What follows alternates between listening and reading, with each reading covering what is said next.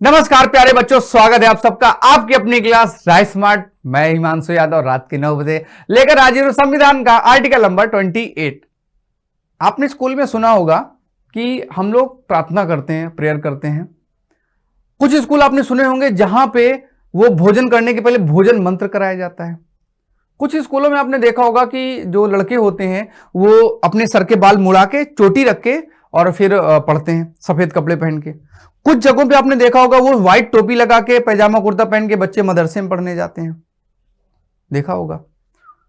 आखिर ये जो पढ़ने का अधिकार है, ये पढ़ने के अधिकार में अगरबत्ती जला के, धूप बत्ती जला के पढ़ने का अधिकार है या नहीं है? क्या आपके स्कूल में कभी ऐसा हुआ है? आइए जानते हैं आर्टिकल नंबर 28 जो कि संविधान के मूल अधिकार आर्टिकल यानी कि 28 में कुछ बातें बताई गई हैं। देखते हैं क्या कहता है आर्टिकल नंबर 28 अनुच्छेद नंबर 28। क्या कहता है भाई? कुछ शिक्षण संस्थाओं में धार्मिक शिक्षा या धार्मिक उपासना में उपस्थित होने के बारे में स्वतंत्रता। धार्मिक शिक्षा का मतलब चलो गीता का अध्याय नंबर 1, बाइबल का सूरा नंबर 2, 3, 4 कुरान का सूरा शुरू हो जाए, बाइबल का कोई एक पॉइंट पढ़ना शुरू कर दें, ये धार्मिक क्या है? धार्मिक शिक्षा है। धार्मिक उपासना, चलो नीचे आग जला के पेड़ में ऊपर उल्टा लटक जाओ और मंत्र का जाप करना शुरू करो, ये क्या हो गई आपकी धार्मिक उपासना। आपको तरावी पढ़ना है, इंपॉर्टेंट है, पढ़ना ही पड़ेगा, ये धार्मिक उपासना है। में उपस्थित होने के बारे में जाओगे या नहीं जाओगे इसके बारे में, लेकिन कहां? शिक्षण संस्थाओं में, स्कूल में आपको इस बारे में बताया गया कि अगर आप स्कूल जा रहे हो तो क्या स्कूल में गीता वगैरह पढ़ाई जाएगी, कुरान पढ़ाया जाएगा, क्या पढ़ने के तरीके होंगे, उस बारे में यहां पे बताया गया, क्लियर किया गया। बहुत इंपॉर्टेंट था ये आर्टिकल, नहीं तो कितनी लड़ाइयां हो जाती भाई, संभलता ही नहीं। अच्छा हुआ ये आर्टिकल रख दिया गया जिससे आज सद्भावना बनी हुई है। पढ़ते हैं क्या लिखा है आगे। राज्य निधि से पूर्णतः पोषित किसी शिक्षण संस्थान में कोई धार्मिक शिक्षा नहीं दी जाएगी। भारत सरकार जिस स्कूल का निर्माण करेगा राज्य निधि से, राज्य का मतलब आर्टिकल 12 केंद्र सरकार, राज्य सरकार, लोकल गवर्नमेंट, आपका एनटीपीसी, धेल गेल बेल, जो भी संस्थाएं, मल्टीनेशनल कंपनी, जो भी संस्थाएं, उनके द्वारा जो भी शिक्षण संस्थान स्थापित किए जाएंगे उसमें अगर भारत सरकार का पैसा लगा है, भारत सरकार ने स्थापित किया है, राज्य द्वारा बनाए गए हैं, तो उनमें कोई धार्मिक शिक्षा नहीं दी जाएगी। यानी कि प्राथमिक विद्यालय आपने सुना होगा, हर गांव में होते हैं प्राथमिक विद्यालय, वहां कोई भी धार्मिक शिक्षा नहीं दी जाएगी। क्लियर कट कहा गया।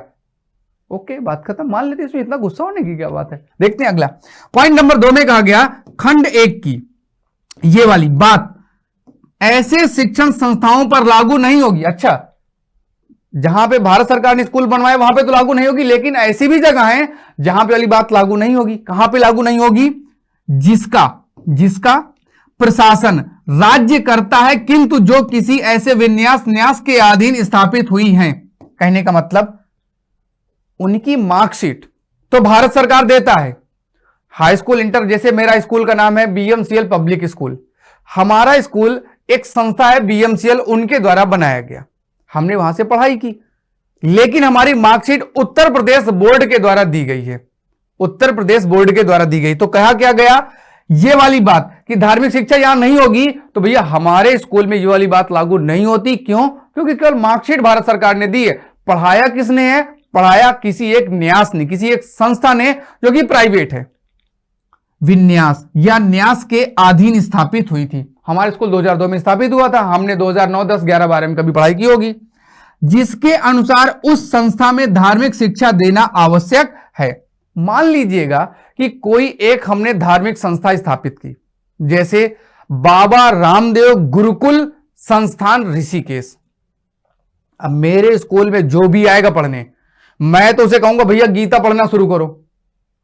नूरुल हुदा स्कूल एक कोई खुला, उन्होंने सीधे सीधे कहा भैया हमने धार्मिक स्कूल खोला है, हम अपने यहाँ बच्चों को कुरान पढ़ाएंगे, हदीस पढ़ाएंगे, तो भैया ठीक है पढ़ाओ, तब ये वाली बात लागू नहीं होगी। क्लियर कह दिया उन्होंने कि अगर आपने संस्था को स्थापित ही किया धर्म की शिक्षा के लिए तो दो, कौन मना कर रहा है। लेकिन भारत सरकार ऐसी कोई संस्था स्थापित नहीं करेगी, तुम खुद से स्थापित कर लो, कोई मना करने वाला नहीं है। आगे इसी बात को क्या कहा गया तीसरे पॉइंट में, राज्य से मान्यता प्राप्त या राज्य निधि से सहायता पाने वाले शिक्षण संस्थान। जैसे मान लीजिएगा कोई ऐसा स्कूल है, जब वो स्थापित हो रहा था तो उसने मान्यता प्राप्त, देखा होगा आपने स्कूल के ऊपर लिखा रहता है, जैसे मान लीजिएगा राम जानकी इंटर कॉलेज, अब इसके ऊपर लिखा उत्तर प्रदेश सरकार द्वारा मान्यता प्राप्त, एक ऊपर एक हेडिंग लिखी हुई है, अर्थात है तो किसी एक निजी आदमी का, कोई एक पर्सनल व्यक्ति होगा, राम सिंह, श्याम सिंह, गुलाब सिंह, उसका ये स्कूल है, उसका ये स्कूल है और वह इस स्कूल को अपने पैसे से स्थापित किए हैं, लेकिन उस स्कूल में जो मान्यता है भारत सरकार ने दी है। राज्य से मान्यता प्राप्त, या कई बार आप देखते होंगे विधायक निधि से कुछ पैसा मिल जाता है स्कूलों को, शायद आपने कभी सुना हो, विधायक निधि से सहायता प्राप्त वाले शिक्षण संस्थान में उपस्थित होने वाली किसी व्यक्ति को ऐसी संस्था में दी जाने वाली धार्मिक शिक्षा में भाग लेने के लिए या ऐसी संस्था में या उससे संलग्न संस्थान में की जाने वाली धार्मिक उपासना में उपस्थित होने के लिए तब तक बाध्य नहीं किया जाएगा जब तक कि उस व्यक्ति ने, या यदि वह अवयस्क है तो उसके संरक्षण ने इसके लिए अपनी सहमति नहीं दे दी है। जब मैं छोटा था, 18 साल से कम का था, तो मैं अपने स्कूल में जाता था, मेरे स्कूल में धार्मिक पूजा होनी है, मान लीजिएगा सरस्वती पूजा होनी है, तो मेरे मम्मी पापा कहेंगे कि हां बेटा तुम सरस्वती पूजा में भाग लो, तो ही मैं वहां भाग लूंगा, अन्यथा मैं भाग नहीं लूंगा। अर्थात ऐसी संस्थाएं जो किसी निजी व्यक्ति के द्वारा स्थापित की गई हैं, संस्थाएं मतलब शिक्षण संस्थाएं, वहां पर मैं तभी पढ़ने के लिए जाऊंगा जब, मतलब उस पूजा वाले पर्टिकुलर पूजा वाले पार्ट में तब मैं जाऊंगा जब मेरे मम्मी पापा कहेंगे।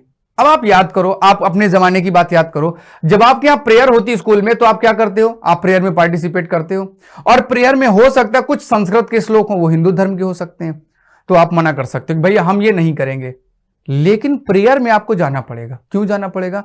क्योंकि प्रेयर में ही राष्ट्रगान वाला कल्चर सेट है, और वहीं पे राष्ट्रगान के बाद आपको बोलना भारत माता की जय। इससे तो मना नहीं कर सकते कि मैं राष्ट्रगान नहीं पढ़ूंगा, राष्ट्र का गान तो सबको पढ़ना है। क्यों? क्योंकि मौलिक कर्तव्य आर्टिकल नंबर 51A, जब आपको मैं आगे पढ़ाऊंगा, वहां क्लियर कहा गया है कि संविधान का राष्ट्रगान का सम्मान सबको करना है, तो पढ़ना पड़ेगा, तो इसलिए आपको वहां जाना पड़ेगा। हो सकता है संस्कृत के जब किसी धर्म के श्लोक हो तो आप चुपचाप खड़े रहो कि भैया नहीं पढ़ेंगे, हम नहीं पढ़ रहे, हम शांत है, तो शांत खड़े रहो, लेकिन किसी की कान में उंगली नहीं करना, तब वो उसको पढ़ने दो, आप चुपचाप खड़े रहो। जब राष्ट्रगान हो तब आपको पार्टिसिपेट वहां पे करना ही पड़ेगा। इस आर्टिकल में आपने जो पढ़ा, एक पढ़ा सरकारी स्कूल, सरकारी स्कूल का सीधा सा फंडा धार्मिक शिक्षा नहीं होगी। ऐसे स्कूल जो किसी धर्म की शिक्षा के लिए स्थापित किए गए, वहां धार्मिक शिक्षा होगी, बिल्कुल होगी। तीसरे स्कूल जिन्होंने भारत सरकार से मान्यता प्राप्त की है, भारत सरकार से सहायता प्राप्त है, वहां पर धार्मिक शिक्षा दी जा सकती है, लेकिन बाध्य नहीं होगा, उस बच्चे की इच्छा होगी, उसके मम्मी पापा की इच्छा होगी, तो ही आप उस बच्चे को ऐसी शिक्षा दे सकते हैं। तो कुल मिला के शिक्षा का कोई टेंशन होने वाला नहीं है। हां, अब आप ये कहो कि सर जी हमने देखा था हमारी किताब में राम का एक लेसन था, तो सर जी ये तो धार्मिक शिक्षा हो गई, राम का लेसन, कृष्ण का लेसन, ये तो धार्मिक शिक्षा हो गई। अब समझो, स्कूल एक ऐसी जगह है जहां पे आपको नैतिकता सिखाई जाती है, माता पिता की आज्ञा मानने की बातें सिखाई जाती हैं, और नैतिकता सिखाना तो अधिकार है ही है।